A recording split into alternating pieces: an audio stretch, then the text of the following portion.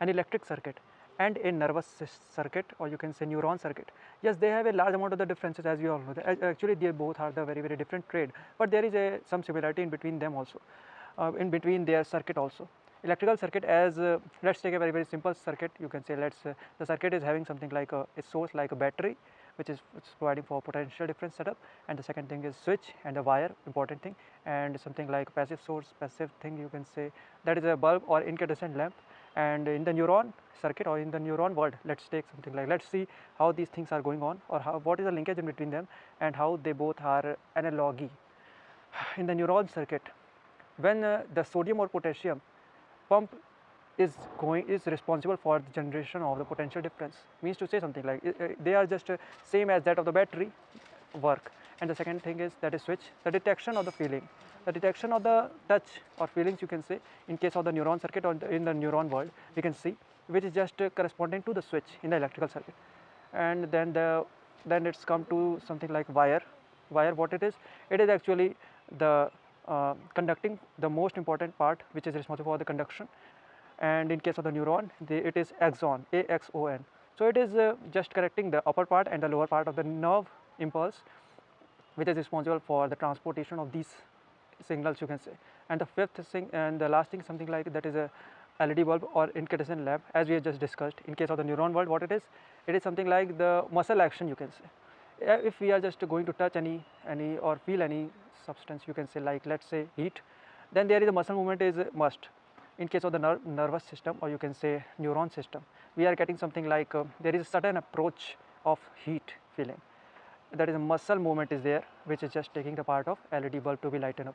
So that's how they are just it is actually a very simple way to just have to show the linkage in between the electrical circuit and the neuron circuit, and how they are just a similarity. But let's go a little bit more complex. Hodgkin-Huxley model, what they are doing, they are just explaining the electrical circuit to be how electrical circuit are just how neuron circuit can be shown in the form of the electrical circuit. Actually, they both are the scientists and they work upon it. And let's see, actually the formula is very large. So let's see what their sentence of there is talking about. As you can see in the circuit diagram, which is showing on the screen, the neuron membrane, which is acting as a capacitor, that is a CM.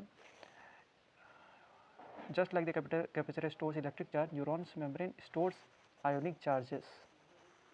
This creates a potential difference across the membrane. And the second thing is what you can see, that is the ion channel as resistors. As you can see, the variable resistors, the two variable resistors in the circuit, as far as I think.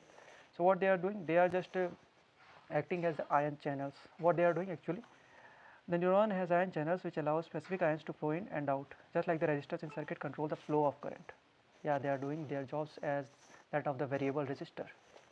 Sodium and potassium channel can be thought of as a variable resistor, sodium and potassium pumps.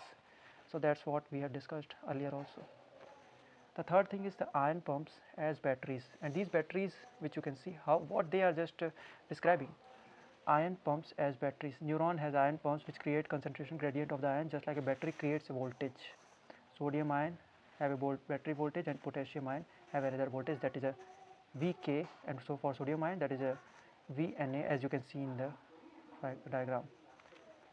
And now as I just summarized all the things, that is a capacitor membrane stores charge, resistors ion channels control ion flow, battery ion pumps create the driving force for the ion movement, and the current source stimulus triggers the system. That's how they are just actually they are just simplifying, and they are just relating the electrical circuit to the neuron circuit, and how our neuron is just showing that there is some electrical impulse also.